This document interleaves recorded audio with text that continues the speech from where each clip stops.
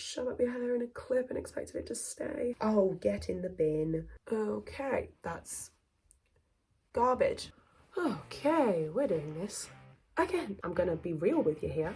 It's 12 o'clock on the nose, and I've already drank a double amaretto. Happy Saturday! Welcome to Talk Horror to Me, and as the name suggests, I'm going to talk some horror to you. In my last video, I touched upon Scream 3 being one of my childhood traumas. I'll link the video below for anyone who hasn't seen it. But this time, we're going to talk about the entire franchise. Mainly, we're going to be ranking the series. We're going to start with the worst, and we're going to go up to the best. These are clearly just my opinions. You're completely entitled to your own.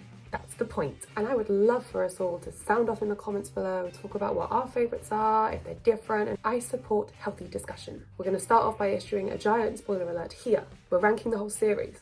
Clearly I'm going to spoil some shit for you. And if somehow you haven't seen the entire Scream franchise, pause this video, grab a whole lot of popcorn and other assorted cinema snacks, and set aside the next 7.5 hours, and you can watch them. And then we'll talk. So we're going to start off with the film I like the least. By no means does this imply that I don't like this film. It's still a Scream film, and I love all my children equally, but there had to be a last place, and we've decided on this one. Initially supposed to be the final installment of the trilogy, Scream 3 was released in the year 2000, featuring all of our favourite players. Scream 3 centres around the production of Stab 3. Ever since Gale wrote the book about the Woodsboro murders back in Scream 1, they started making movies based on the murders. So Stab 2, and this film centres around the production of Stab 3. But on set, all the actors are dying. And the killer is murdering the victims in the order they would have died in the film. Clearly Scream 3 had the biggest budget, the same budget Scream 4 would have over 10 years later. They had $40 million to play with. According to the Wikipedia page for Scream 3, so I don't know how accurate that's going to be, take this with probably a full shaker of salt, the violence in this film was apparently dramatically decreased, kind of in the wake of Columbine and other things. There was a lot of criticism for violence in media. It's even mentioned in the film as a reason to shut down the studio when the murders start happening. Violence in cinema is a big deal right now, Roman. This is not the kind of news this studio's after. Detectives, there's no reason to presume that Cotton's death had anything to do with this movie, is there? He was making a movie called Stab. He was stabbed. So because there was a decrease in horror and gore and violence, apparently there was an increase in comedic elements. And my question is where? Scream films have always been comedic. They've always been satirical, they've always been meta and full of commentary. I didn't see much of an increase of that in Scream 3. And real talk, there's no decrease in gore. I promise you.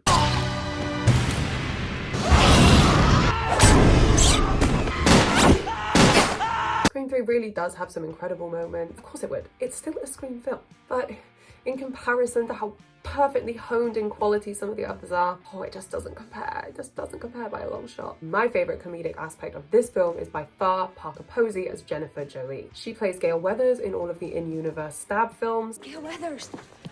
Oh my god, I know we've never met, and I don't mind you never returning my calls, but I have to tell you, after 2 films, I feel like I am in your mind. Well, that would explain my constant headaches. Dewey, who gets killed third? Who gets killed third? $50? Who are you, a reporter for Woodsboro High? Unfortunately, Jesus. Unfortunately, there is one element to this film that just takes me out of it. In this installment, like all the others, the killer has a voice disguising device, but this was the end of the trilogy chapter, so they had to make this one different. It is a voice mimicker, so it's basically just like a device that has a bunch of different voices in it, and you click, I guess, like, oh, now I'm going to speak like Gale, now I'm going to speak like Dewey, now I'm going to speak like Sydney. In this installment, the killer can pretend to be anyone to almost put his victims at ease before their torturous murder. It's like the screenwriter was like, well, we need to do something different with this voice mechanism thing. Oh, what about this? And then made no effort to investigate whether or not this was actually a science that worked or not. It didn't even slightly exist at the time. It barely exists now. I typed in hello, my name is Shane.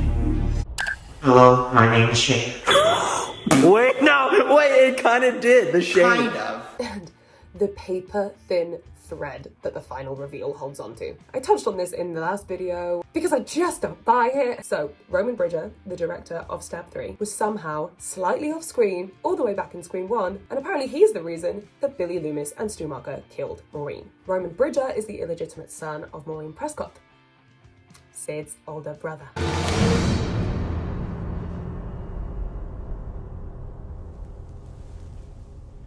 Roman Bridger, director. And brother. Born to her during her Hollywood days when she went by Rena Reynolds, whom she abandoned as a baby. He tracked Maureen down years later, hoping that she would accept her long-lost son with open arms. And she was like, nah, boy, you are Rena's son and Rena is dead. She clearly decided that any memories from Hollywood were gonna stay memories. So then Roman throws every toy out of the pram. He starts following Maureen around and watching her. And he discovers some shit. He discovers that Maureen liked to bang and finds out about one affair in particular with Billy's dad. And according to Roman, he then tracked down Skeet Ulrich, told him about Maureen's antics with his dad, gave him a few pointers, whatever. And apparently this is what led to Billy and Stu killing Maureen. You. This is all because of you. I just don't buy it. So fuck you, movie. Now, I do think, despite the fact that I largely just shat all over this film, I do think that Scream 3 was a more than competent end to the trilogy. Well, at least I did. Over 10 years after the trilogy ended, they decided, oh, no, it's definitely a quadrilogy. Oh, of course. As much as I do think this film is a little bit of a cash grab, sorry, I also think it was the best version of that. There was clearly some creative expansion on the original story. Because of that, it makes the film worthwhile, and it did the fans proud. But I'm still going to shit on it a little bit. Scream 4, stylized as sCaRiEsT, was released in 2011 and is set 15 years after the original Woodsboro Massacre. So Sydney is now 32, and this film ushers in a new, tech-savvy, 21st century generation of, well, let's call them what they are, they're cannon fodder. As much as I really wanted to like this new squad, I don't. They're boring. They're boring and I don't care about them. With the exception of Hayden Panettiere. Kirby. With the exception of Kirby. I think the only reason for that is because I am Kirby. I will hear no arguments to the contrary. They were just so blah, and I couldn't even differentiate between the male characters. Not until the end, anyway. All I cared about was Sid, Gale, Dewey, and Anthony Anderson. One thing I really loved was the in-universe stab movie opening. Where are you calling? Who am I speaking to? Wrong number.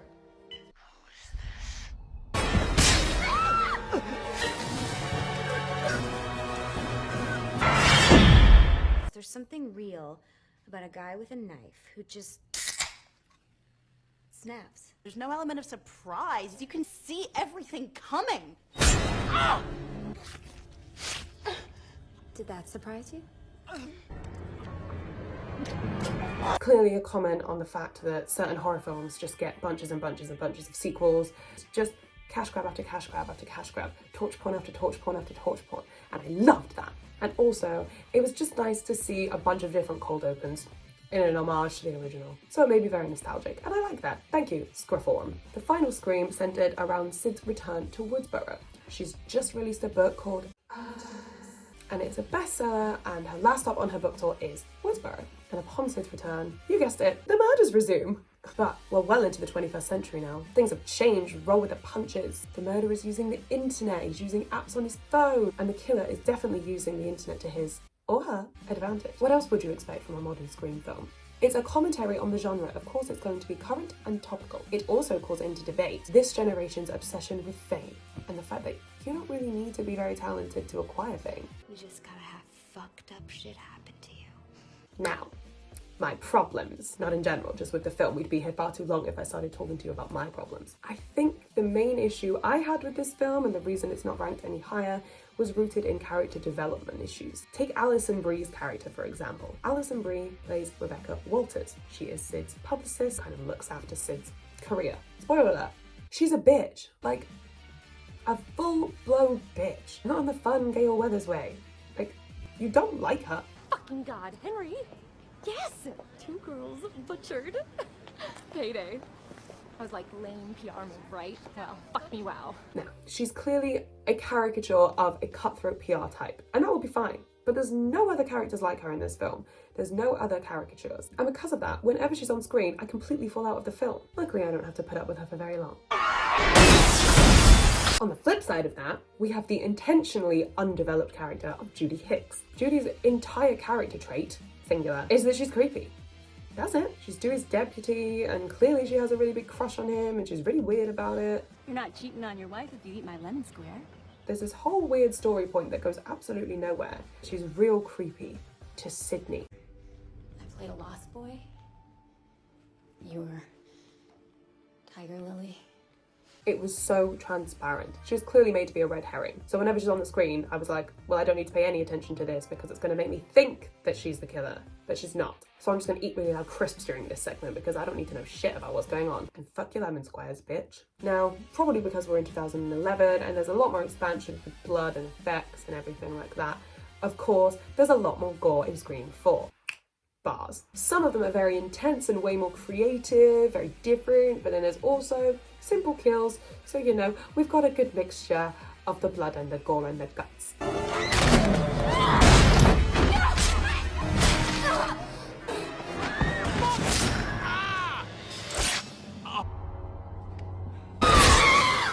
Another thing I did like in this film, there was a bit more comic relief, a little bit more on the nose with the meta commentary, mainly delivered by, what were their names again? Charlie and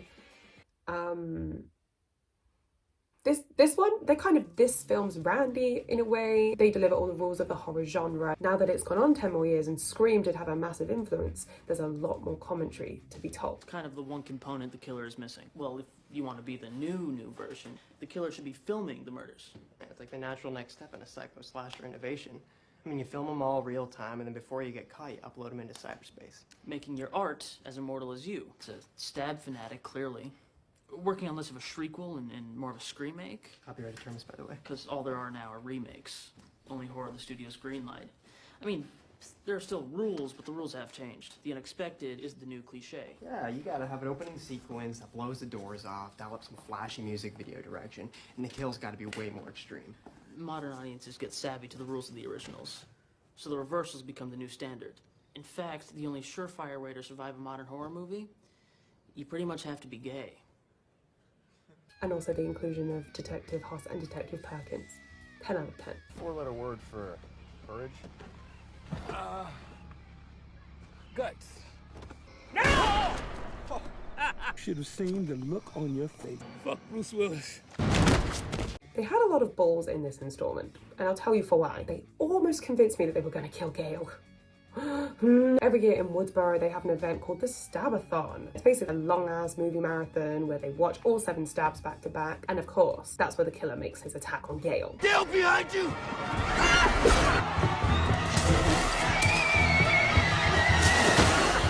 Go ahead if you have the guts.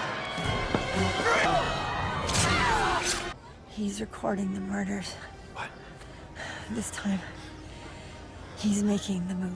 And then there's a Stabathon after party, which brings all of the main characters left to one house. You see where this is going. Just when you think that it's going to end pretty much as every other Scream film does, with Sydney alive, we'll probably find out the killer is some random kid from school. It's Jill! Okay, everyone saw that coming. I tried to pretend that we didn't, but we all did. There's no reason for Sid's cousin to be a character if she wasn't going to be the killer in the end. Jill is revealed to be the killer with the help of sidekick Charlie, motivated by recreating the original murders in order to become as famous as Sydney. As much as I'm not a massive fan of Emma Roberts in this film, is that an unpopular opinion? It doesn't do it for me. Her performance in the scene where she beats herself up, pure frenzied psycho vibes.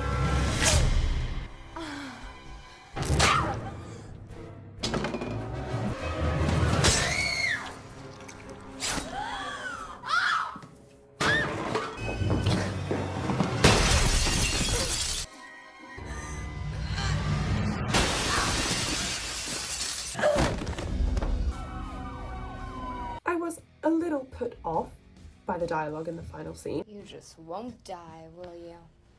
Who are you? Michael fucking Myers? The ending of the movie was supposed to be at the house. I mean, this is just silly. Consider this an alternate ending. Clear. Clear? Clear. I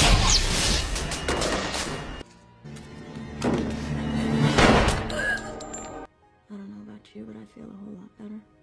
The references seem forced, and then the fake out and the shoot, and everything just seemed kind of overkill. I feel like the film probably should have ended back at the house, you know, with Jill being wheeled away as the sole survivor and Sydney being assumed dead. It would have been real ballsy, but it also would have been a massive fuck you to the fans watching, so I kind of understand why you didn't do it, but something I would have liked to see. I do have a really big soft spot for this film. It's part of my favourite franchise, and I actually got to see it come to life on the screen. I was 17 when this film came out, so I got to go to the cinema and see it be brought to life. I felt like I was part of something. It was really exciting. Now we're going to move away from the constant criticism with a few compliments peppered in there to a film that I just love. I fucking love Scream 2. The second installment of the Scream franchise came out less than 12 months after the first film. 12 months! They filmed, edited, and released this all in less than 12 months. But this takes place 2 years later. Sid's at college, Randy's there too, Gail's still narcissistic as all hell. Oh, Sydney, share with us, please. I'll share with you.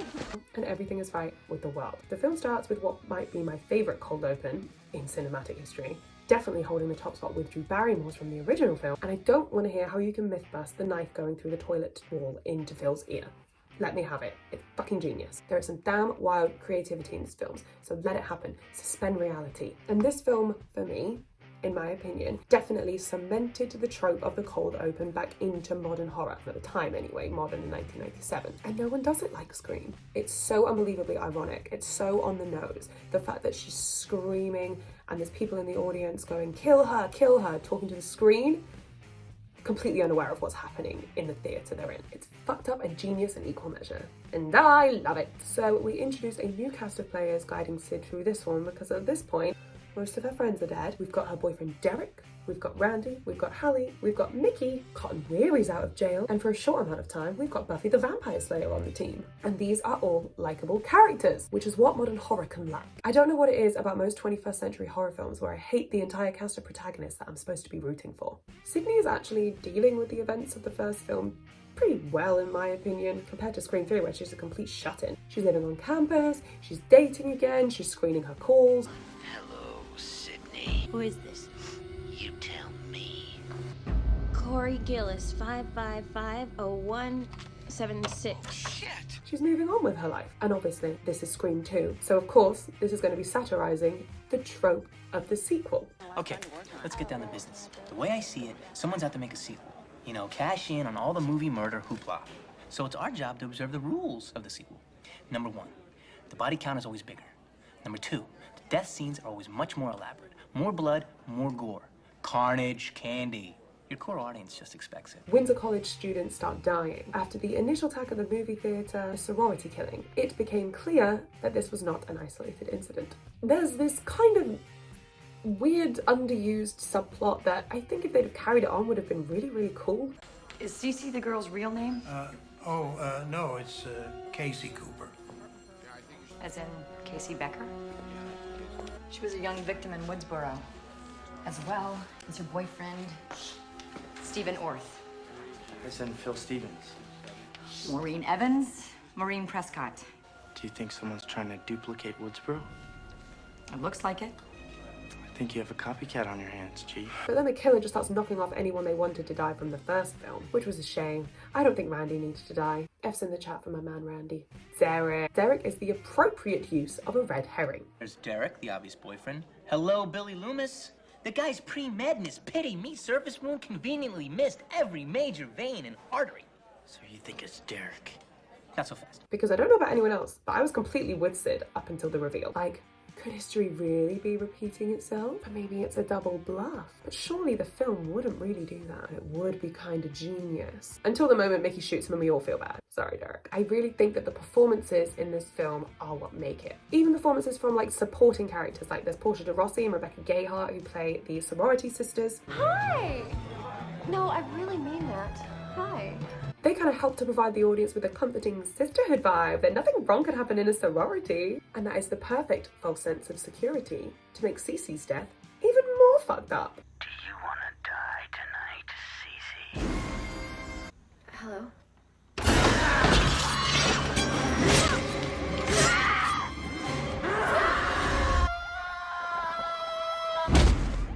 And CoRnEr's ominous presence throughout the film, just planting little seeds that, oh shit, maybe he's out for revenge. And Liev Schreiber, eye candy, 10 out of 10. And of course, it wouldn't be a Scream film without all of Sydney's friends dying.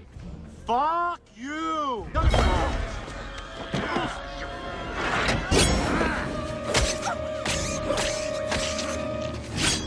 Oh yeah, Mickey's the killer in this one? Just like a kid from Sydney's college who, before the final reveal, hadn't been seen on screen in 40 minutes. But all is forgiven when they bring out Mrs. Loomis. Billy's mother! Didn't see it coming, did you? No, bitch, I did not see that coming.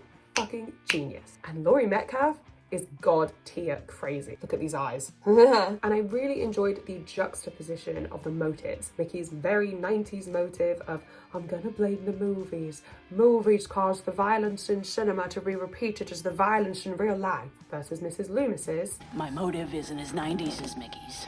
Mine is just good old-fashioned revenge. You killed my son. just here to remind you that sometimes the perfect marriage in horror is between the old and the new. And just a weird side note, I have to give these films credit for how much they like to wail on David Arquette. They literally fatally injure him in every single film just to bring him back and do it again. Love that for you, Dewey. Great job, Dewey. I really do have so much love for this film. And I think the reason I love Scream 2 so much is because it instilled in me how much I love Scream 1. So last up, we have the fire that lit it all up. I'm about to get real passionate during this one because it is my top spot on this list. And most probably my top spot of all time. Scream was released in 1996 into a genre that had mostly grown stale. It was repetitive, and Scream birthed a brand new age of horror, combining cool, relatable, self-aware teens with the simple slasher killer plot. They took old plot points, they refreshed them for the new age. It's self-aware, it's tongue-in-cheek, it's sexy, and it's got Skeet Ulrich in it. What more could you want? For everyone that's seen Scream, you'll know that there's a vibe that it portrays very well. 90s sexy vibes. And I don't know about any of you, but I wanted to be Tatum Riley growing up. That girl had looks. This film undoubtedly has one of the best cold opens I've ever seen. Hello? And as well, the advertising that they used around this film was just genius. Drew Barrymore was on all the posters for this film. The main poster used to advertise Scream was this one, right? She's right at the forefront of all the advertising, and she's in the trailer. And then they kill her off 12 minutes in.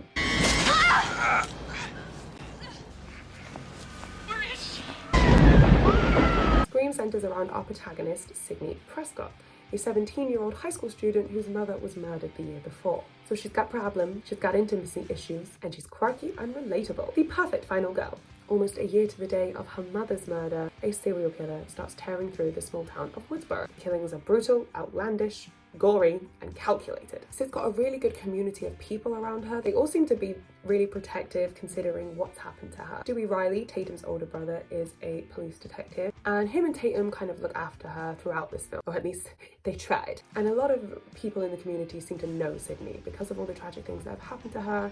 She's pretty recognizable. Also in the picture is Gale Weathers. At this point, kind of a small-time reporter who campaigned for the release of Cotton Weary, the man that Sydney identified as her mother's killer. I think you falsely identified him, yes. Have you talked to Cotton? Many times.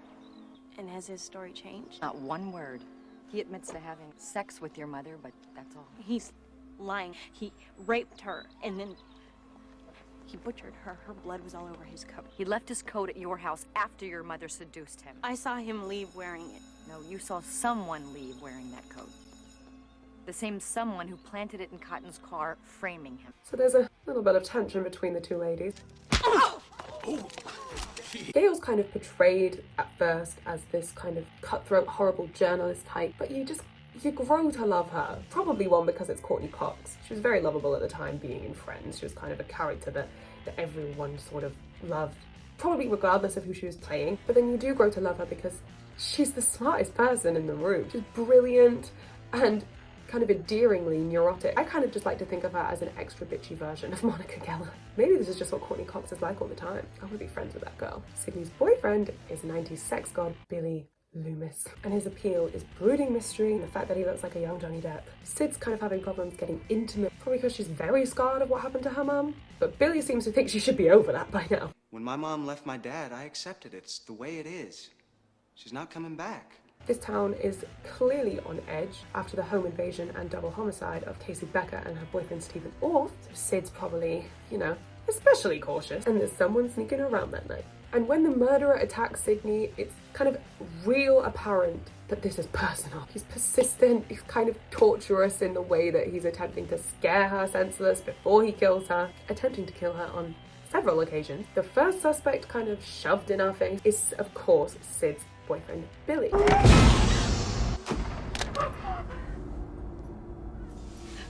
Because what kid had a cell phone in 1996? I actually don't know. Was that a thing? I was 2 in 1996. And there's also massive suspicion over Sydney's dad. He's conveniently away and they're unable to get an alibi for him. He's not at the hotel he said he was at. And it's a fair assumption that maybe on the 1-year anniversary of his wife's untimely murder, he would snap. The subplots in this film actually kind of hold a lot of weight to the overall movie. They aren't throwaway like in some of the other installments. Gail and Dewey, will they won't they saga, which will continue ad nauseum throughout this whole series, but in this film it's cute and I ship it. I also absolutely love Randy. That's all I have to say, I just love him. He's the commentary outside of the film, but on the inside, saying what we're all thinking. There's a formula to it. A very simple formula. Everybody's a suspect. And all of this leads up to the best final act. And I will hear no arguments to the contrary. Big party at Stu's house because the school district has cancelled all the classes because there's a murderer on the loose.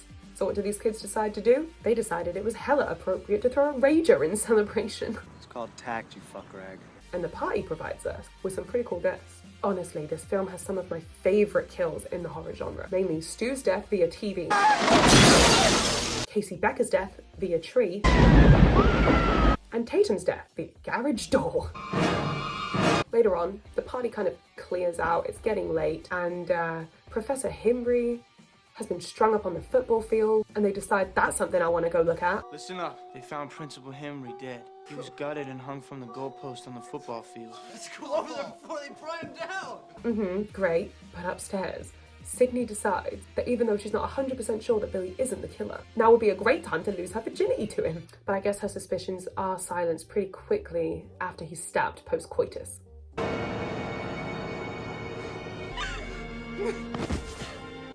That'll do it. Then Sydney runs frantically away from the killer, getting other people killed in the process. So everyone is either missing or dead, and Sid runs back to the house and discovers, oh thank God Billy's alive! And in runs Randy saying, I found Stu, he's gone mad. We all go a little mad sometimes. No, Billy! Fuck! And it becomes clear to Sid, Randy, and the entire audience that Billy was the killer this whole time, even killing Sid's mum a year earlier. Turns out, Maureen had been having an affair with Billy's dad. And just when you think the whole film's about to come to a dramatic conclusion, which it is, stay with me, in walks Stu, the second killer. Surprise, Sydney. And I know full well no one expected it. Don't lie, you didn't know that was coming. The realization does come when you start rewatching the film and you realize, obviously this wasn't a one-man job, and then you feel stupid. And that's the brilliance of Scream. And I think what we really connect with, especially with this film, is that Sydney's not stupid. She's just as cunning, she's just as brave, and she's just as ballsy as the killers. So she's the perfect person to outsmart them and survive every single time. Are you alone in the house? Bitch! You bitch! Where the fuck are you? And the catharsis that finally comes when we watch Sydney shoot her boyfriend in the head. Scream is undoubtedly one of the best franchises horror has ever and will ever see. It's genre defining, it's slick, and it's so funny. And that was such a rare combination to find in such an oversaturated genre. Now these are obviously just my opinions, and I would love to hear what everyone else thinks. If you've got a different ranking, great, let me know. Let's have a discussion. Next up, we're gonna do a real in-depth movie review. So that's gonna take some prep. But I really hope you'll subscribe below so you can check back for that. Turn on notifications so you know whenever I upload. Please like the video if you did, but now it's time for a refill.